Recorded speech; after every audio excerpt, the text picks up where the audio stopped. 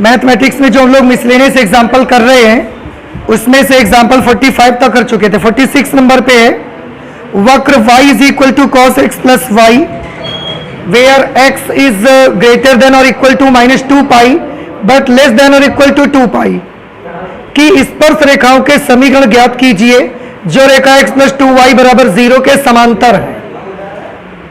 ये कर्व है, x की वैल्यू के लिए इंटरवल आपको दे दिया गया है कि x की वैल्यू इनसे और इसके बीच में ही रहनी चाहिए। दी गई रेखा ये आपकी दी गई है x plus 2y is equal to 0।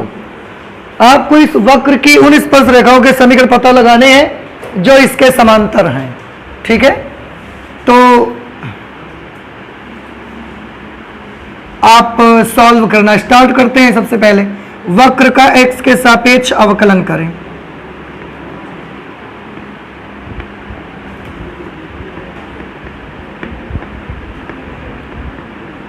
वक्र का x के सापेक्ष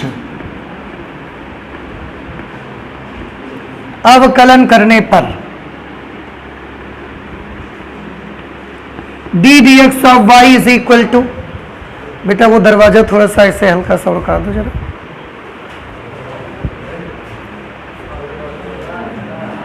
D d x of y is equal to cos x plus y. Cos x plus y का डिफ्रेंसिएशन करिए तो ये आ जाएगा minus sine x plus y, और एक्स प्लस वाई का करने जाओगे बेटा एक्स का 1 हो जाएगा और वाई का d d x of y. ठीक है, सॉल्व करिए इससे। D d x of y इसको अंडर मल्टीप्लाई करवाइए तो minus sine x plus y, और इसको इससे मल्टीप्लाई करोगे तो minus sine x plus y into d d x of y. इसको इधर ले आइए। देखो बेटा जब ये इधर आएगा तो इधर आके प्लस हो जाएगा और फिर इससे और इससे d d x of y common कर लेंगे। D d x of y common होने के बाद इस पे क्या बचेगा 1, और ये उधर जाके प्लस हो जाएगा ना, तो इसमें आ जाएगा साइन एक्स प्लस वाई, और उस साइड में क्या रह जाएगा minus sine x plus y. तो d d x of y की वैल्यू कितनी होगी, ये गुणा में उधर जाके भाग में आ जाएगा, ये हो जाएगा माइनस साइन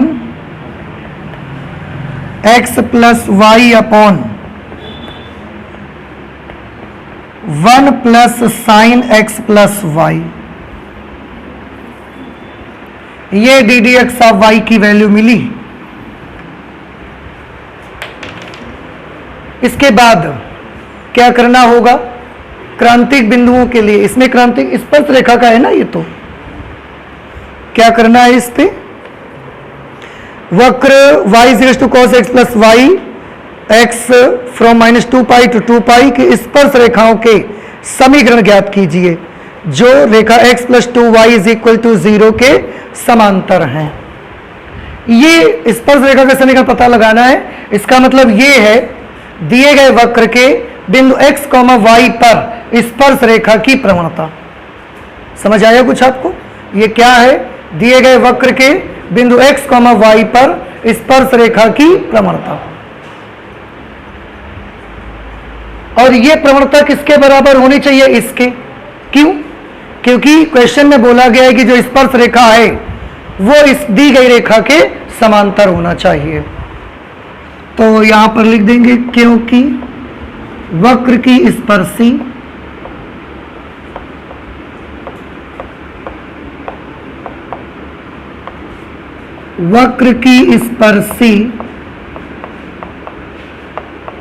दी गई रेखा के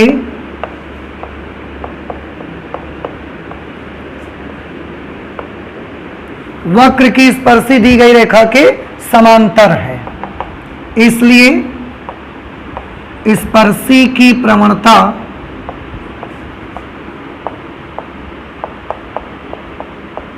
बराबर दी गई रेखा की प्रवणता।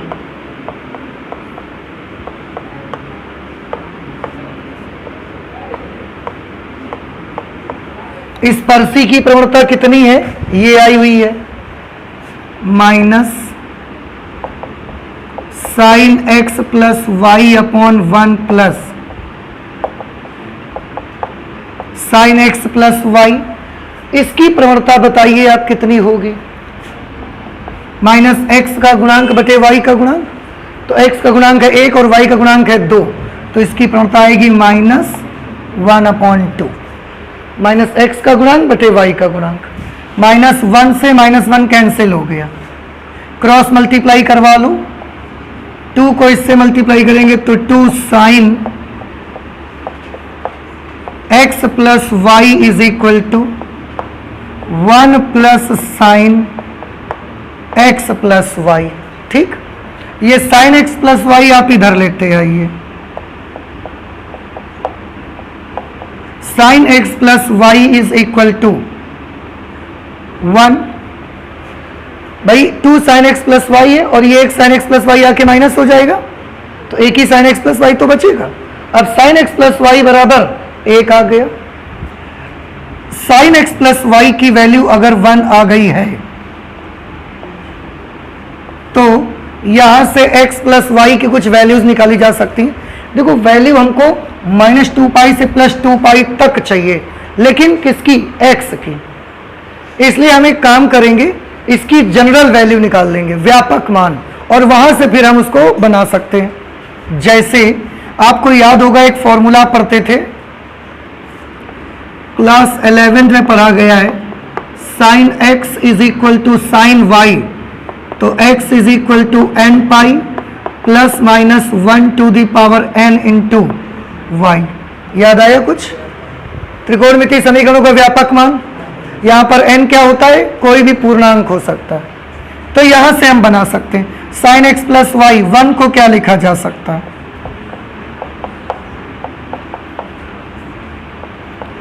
साइन पाई बाई 2, तो sine x is equal to sine y, तो क्या मिल जाएगा हमको, x plus y is equal to x plus y is equal to n pi plus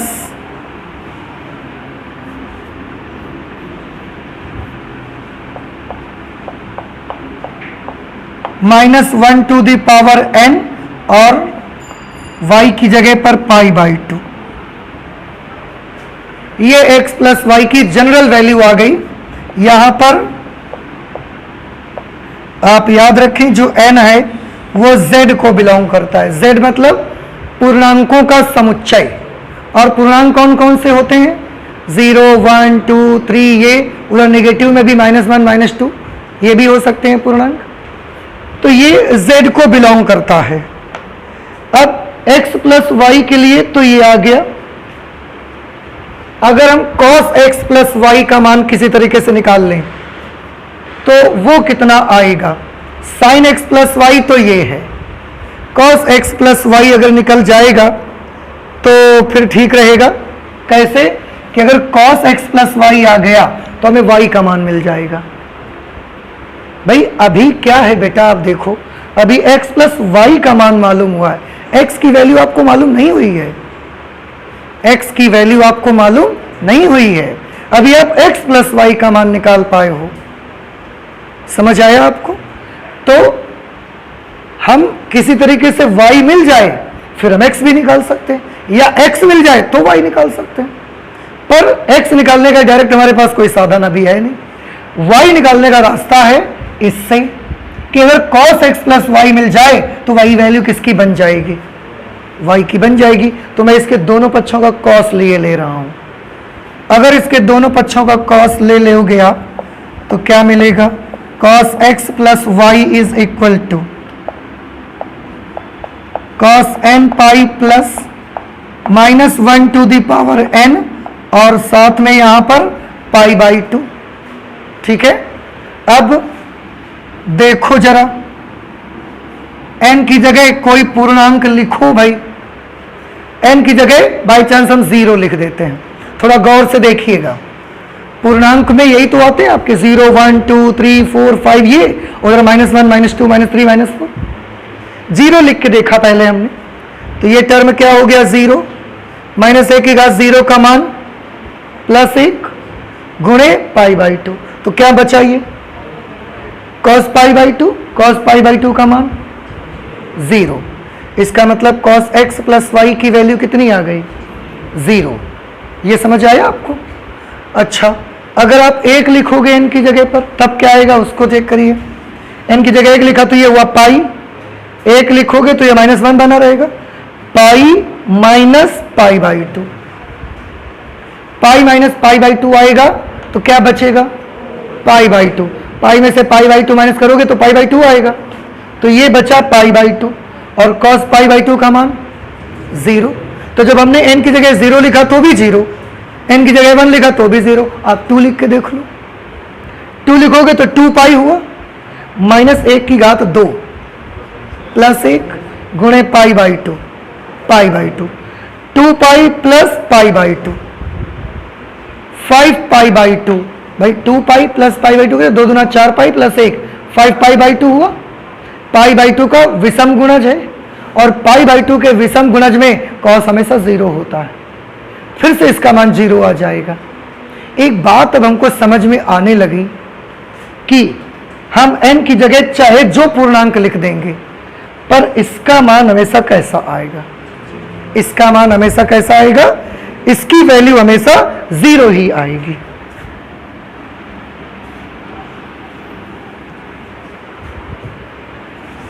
आप माइनस वाले लिख के देखोगे तो भी यही मिलेगा आपको, तो यहां कर देंगे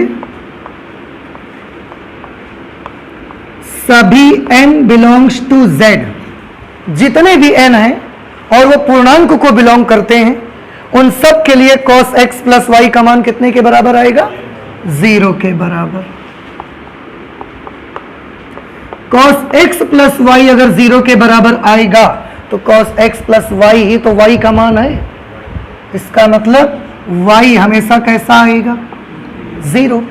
अब अगर y हमेशा 0 आएगा तो x हमेशा कैसा आएगा फिर ये, therefore x is equal to n pi plus -1 to the power n pi by 2, ये x की वैल्यू बची। और x के बारे में भी एक बात कही गई है कि इसका भी मान -2 पाई से नीचे और +2 पाई से ऊपर नहीं होना चाहिए। तो अब आप फिर पूर्णांक लिखो और x के केवल वो वाले मान निकालो जो लगा के -2 पाई से और +2 पाई तक बने। समझ आ रहा है कुछ आपको? तो अगर आप n की जगह 0 लिखोगे, n की जगह 0, तो x की वैल्यू कितनी आएगी, ये 0 हो जाएगा, ये 1 गुणे पाई बाई 2, एक वैल्यू क्या आ गई पाई बाई 2। इस रेंज में है कि नहीं है?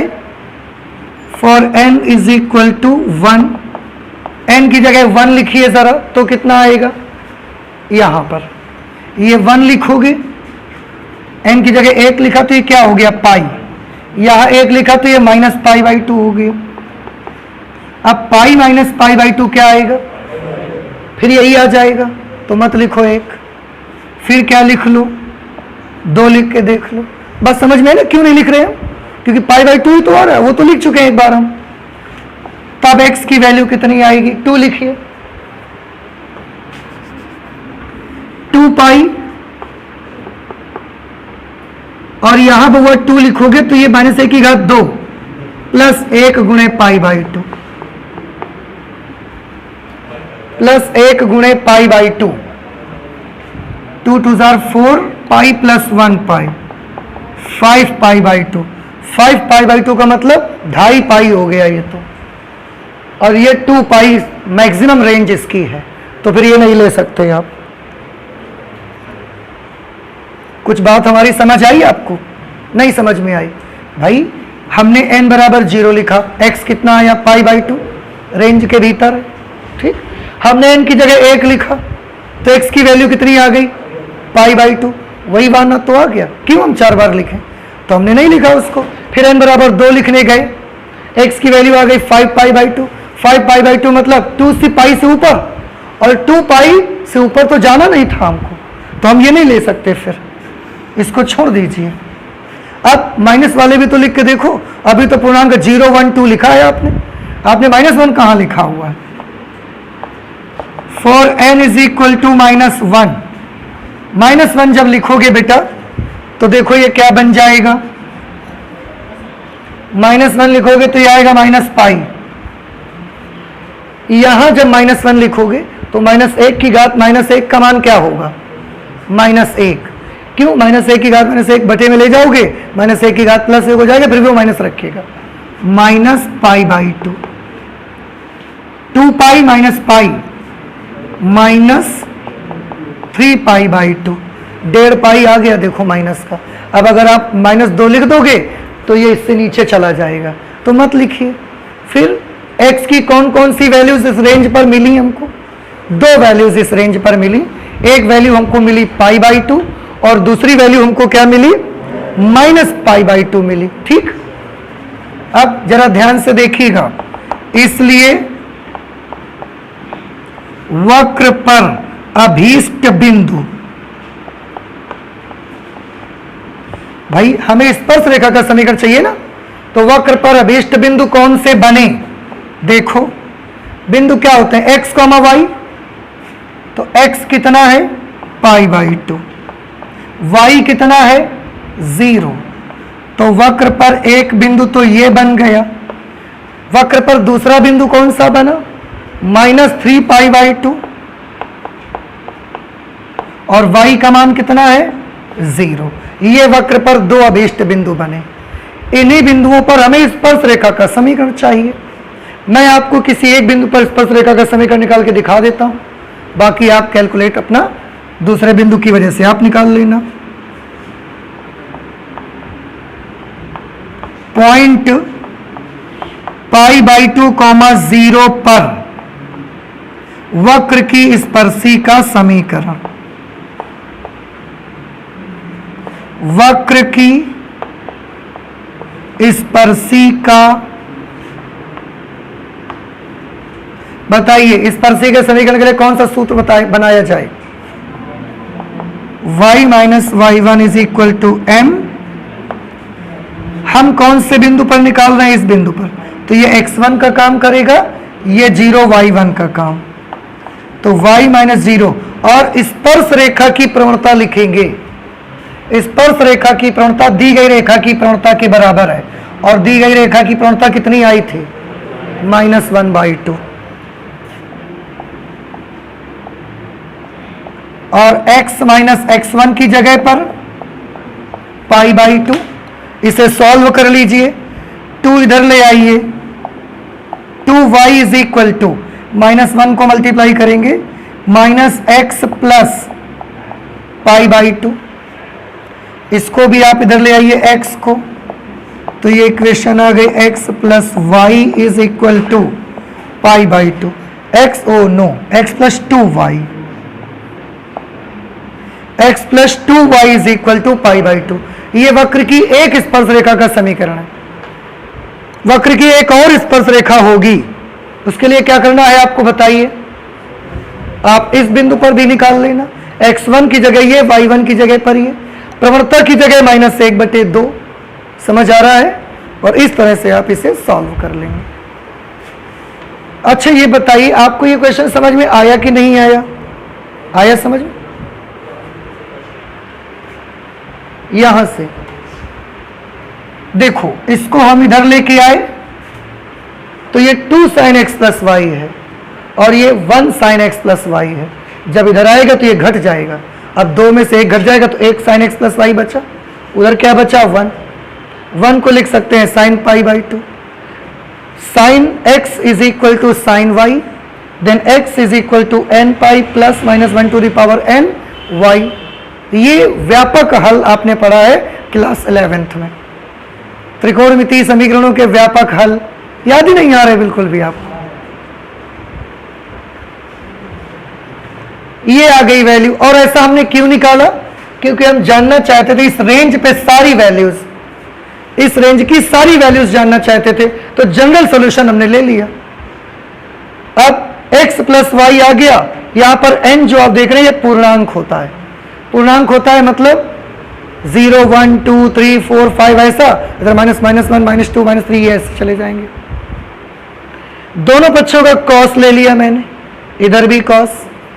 हमने n की जगह पर ना पूर्णांक रख रख के देखे, पूर्णांक रख रख के देखे, पूर्णांक रख रख के देखे तो हमने पाया कि आप कोई भी पूर्णांक रख लो n की जगह पर ये हमेशा क्या हो जाया करेगा, 0। इसका मतलब cos x प्लस वाई हमेशा क्या हो जाएगा, 0। और cos x plus why he तो किसकी वैल्यू है, तो इसका मतलब y 0 हो जाएगा। तो y की वैल्यू कितनी आ गई, y की वैल्यू 0 आ गई। अब अगर y 0 आ गया तो वो y 0 हमने यहां लिख दिया। अब y हो गया 0 तो x की वैल्यू पूरी यही बन गई। अब हम x की वैल्यूज निकालने के लिए एक एक करके पूर्णांक लिख रहे थे, 0 लिखा, 1 लिखा, 2 लिखा, ऐसे -1 लिखा, -2 -3 ऐसे लिखो। और x के जो मान इस रेंज में आएंगे केवल वही आपको चुनना है, बाकी छोड़ देने। तो हमने एक मान 0 रखने से मिला, एक -1 रखने से मिला, बाकी अगर लिख रहे थे तो रेंज के बाहर जा रहे थे तो हमने नहीं लिए। ये दो वैल्यूज। अब ये किसके मान है, x के। y का मान क्या है, 0। इसलिए वक्र पर अभिष्ट बिंदु क्या बने, x, y pi by 2, 0 -3 pi by 2, 0। उसके बाद एक एक बिंदु पर हमने स्पर्श रेखा का समीकरण निकाल लिया। अभी भी नहीं समझ में आया तो नोट कर ले जल्दी से इसे, इसके बाद 47 करते। एग्जाम्पल नंबर 47 में है बेटा, उन अंतरालों को ज्ञात कीजिए जिनमें फलन f(x) = 3/10x to the power 4 - 4/5x cube - 3x² + 36/5x + 11 वर्धमान और ह्रासमान है। आपने वर्धमान ह्रासमान फलन पढ़े हुए हैं। सबसे पहले क्या करना पड़ता है, अवकलन x के सापेक्ष अवकलन करने पर तो f' ये 3/10 और इसका आ जाएगा 4x cube minus 4/5x cube का क्या होगा, 3x², x² का 2x प्लस 36/5। इसके बाद क्या करना पड़ता है, अंतराल पता लगाने के लिए इसको 0 के बराबर लेना पड़ता है। अब f' should be equal to 0। इसको सॉल्व करोगे तो ये बन जाएगा, या और थोड़ा सा सॉल्व कर लो आप इसे, 2 दूना 4, 2 पंचे 10, ये आ जाएगा 3 2 6/5 x cube minus 4 3 12/5 x² minus 6x plus 36/5 is equal to 0। पूरी इक्वेशन को 5 से मल्टीप्लाई करवा दीजिए आप। 5 से मल्टीप्लाई करोगे यहाँ बचेगा 6x cube minus 12x² minus 30x plus 36 is equal to 0। 6 से भी डिवाइड करवा सकते हैं आप पूरी इक्वेशन को। तो x cube minus 2x² minus 5x plus 6 is equal to 0। अब ये क्यूबिक इक्वेशन बन गई। देखो इसको सॉल्व करना है। सबसे पहले देखो कि सेटिस्फाई किससे हो जाएगा, 1 से। x बराबर 1 रखने से, इसका मतलब x माइनस 1 इसका एक फैक्टर बन जाएगा। अगर x माइनस 1 फैक्टर बनेगा तो x minus 1 x minus 1 x minus 1 is equal to 0।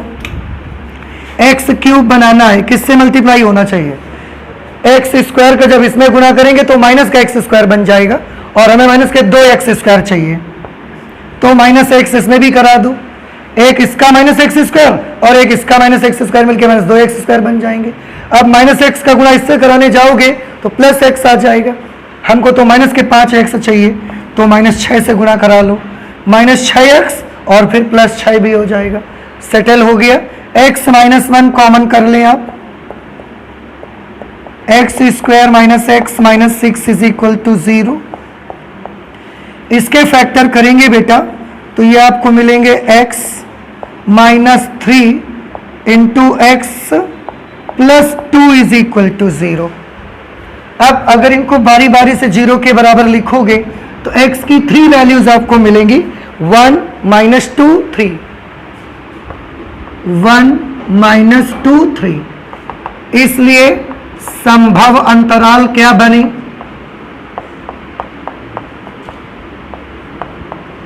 ये वर्धमान ह्रासमान से क्वेश्चन है। संभव अंतराल बने, पहला 1 मिल रहा है तो माइनस इन्फिनिटी टू 1, दूसरा 1 टू माइनस 2, तीसरा माइनस 2 टू 3 और चौथा 3 टू इन्फिनिटी। 1 क्या चीज? माइनस इन्फिनिटी का क्या हो गया? Oh I am sorry, number line पे जब आप इनको लगाओगे ना तो पहले ये नंबर आएगा, मैंने सीरियल ही गलत लिख दिया है, फिर 1 आएगा। आई एम सॉरी, इसको आप सही कर लो भाई। -2 1 से भी छोटा होगा ना तो नंबर लाइन पे लगाने पर ये सीरियल आएगा, तो ये बनेगा माइनस इन्फिनिटी टू -2, फिर -2 टू 1, 1 टू 3 और 3 टू इन्फिनिटी। अब एक एक इंटरवल पर आप बारी बारी से चेक करते जाइए।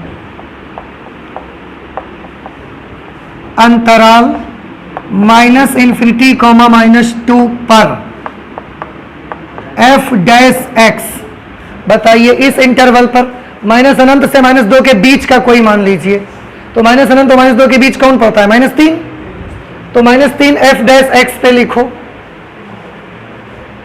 बउआ देखो ये है बेटा f डैश x, यही तो है f डैश x। सॉल्व करके लाए थे तो ये बना। आप -3 लिखोगे, -3 का क्यूब किया कितना बन गया? -27।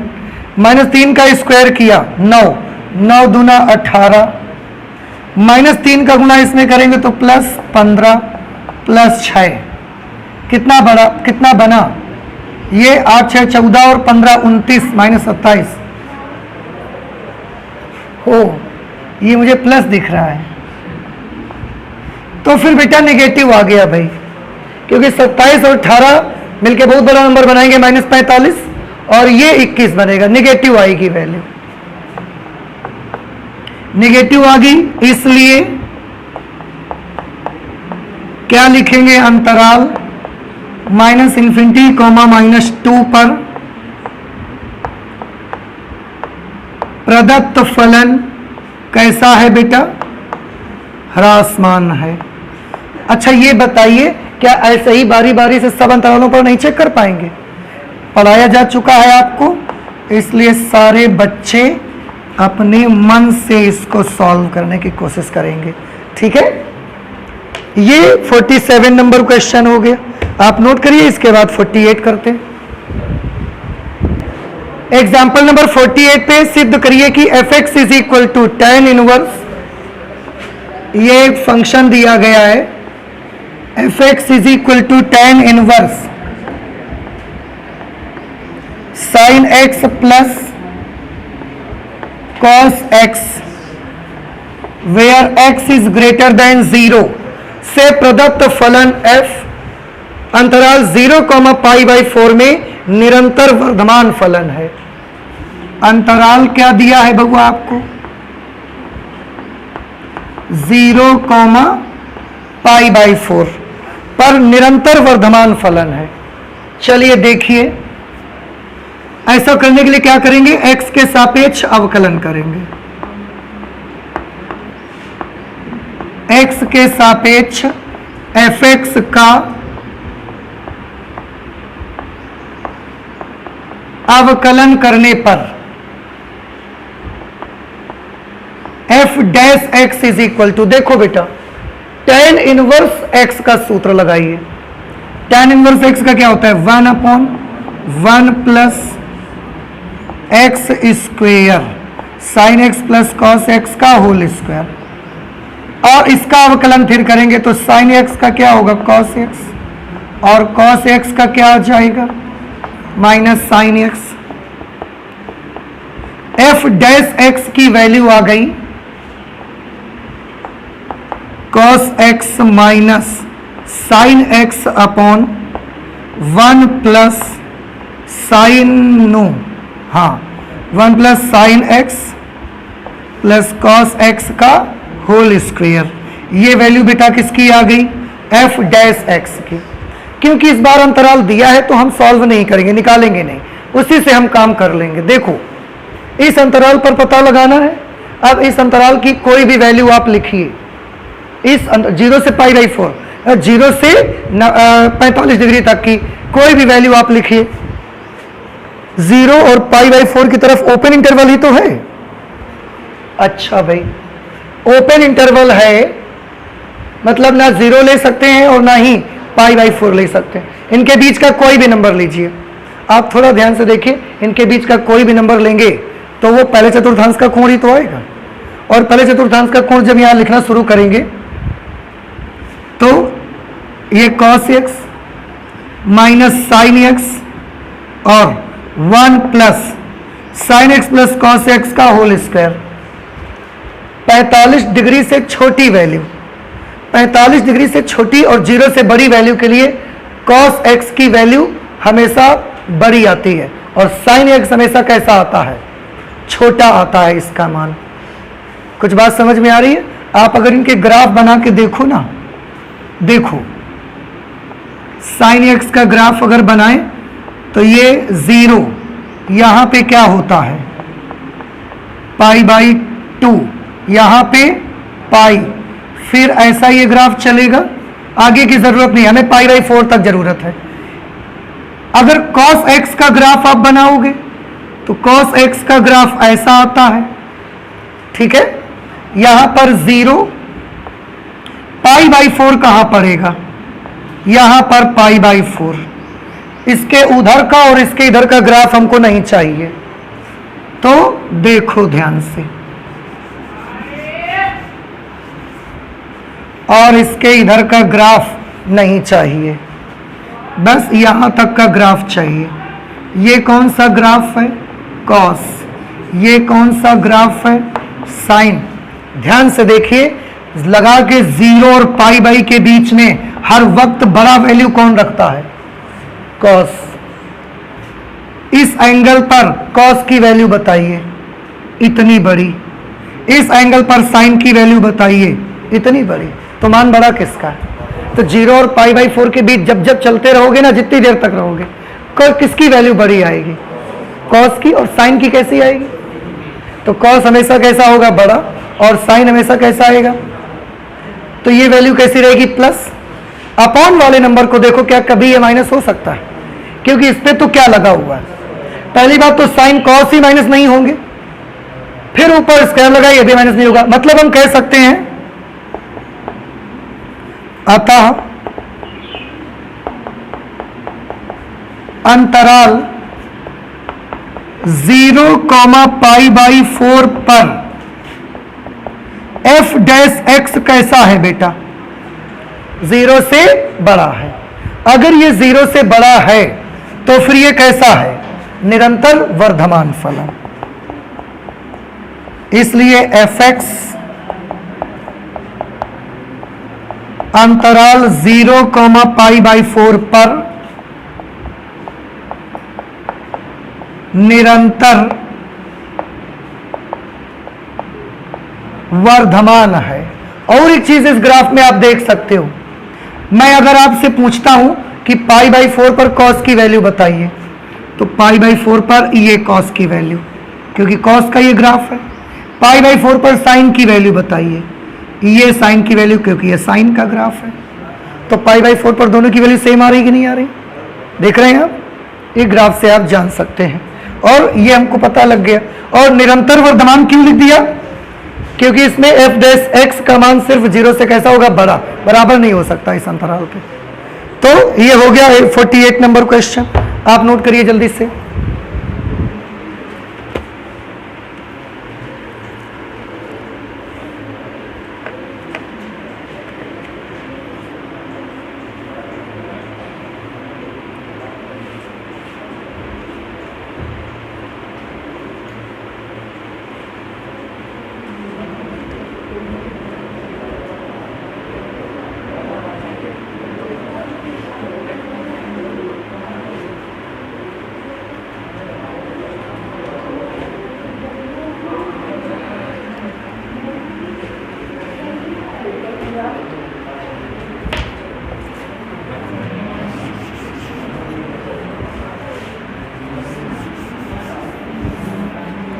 बेटा नोट हो गया सभी का?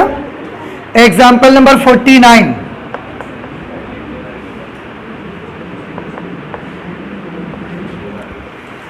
तीन सेंटीमीटर त्रिज्या की एक वृत्ताकार डिस्क को गर्म किया जाता है। वृत्ताकार डिस्क है, 3 सेंटीमीटर उसकी रेडियस है। प्रसार के गणश की त्रिज्या 0.05 सेंटीमीटर पर सेकंड की दर से बढ़ रही है। त्रिज्या के वृद्धि की दर d d t of r 0.05 centimetre per second. वह दर ज्ञात कीजिए जिससे इसका क्षेत्रफल बढ़ रहा है। क्षेत्रफल के बढ़ने की दर पता लगानी है, डी डी टी ऑफ ए की वैल्यू मालूम करनी है। जब इसकी त्रिज्या 3.2 सेंटीमीटर है, आपको उस समय पता लगाना है जब इसकी त्रिज्या कितनी है, 3.2 सेंटीमीटर। उस वक्त आपको इसके क्षेत्रफल के परिवर्तन की दर पता लगानी है। एक रेडियस ये दी गई है तो ये तो उसकी त्रिज्या है, इसका जरूरत नहीं है वैसे, क्योंकि जब आपको क्षेत्रफल के परिवर्तन की दर बतानी है उस समय रेडियस इतनी है उसकी। तो हम क्या करेंगे, वृत्ताकार डिस्क का क्षेत्रफल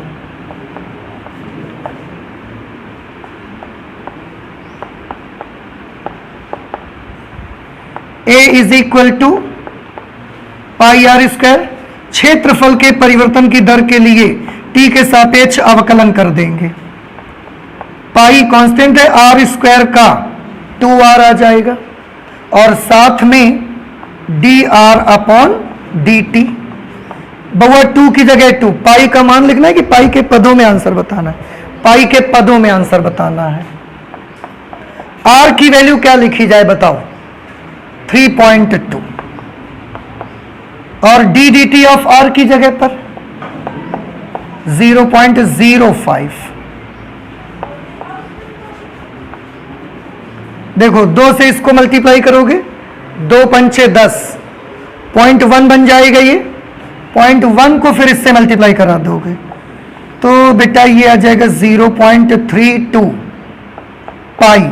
और क्षेत्रफल के परिवर्तन की दर है, यूनिट आएगा सेंटीमीटर स्क्वायर पर सेकेंड।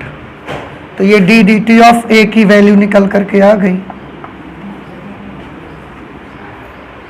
ठीक है, इस तरह से ये डी डी टी ऑफ ए का मान निकल के आ जाएगा।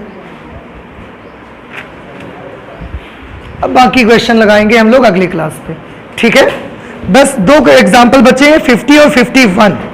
इसके बाद मिसलेनियस एक्सरसाइज। देखो आप मिसलेनियस एक्सरसाइज सॉल्व करते रहें। ठीक है, तो आज इतना ही रखेंगे मैथमेटिक्स में। चलते मिलते हैं अगली क्लास पे। Okay, thank you.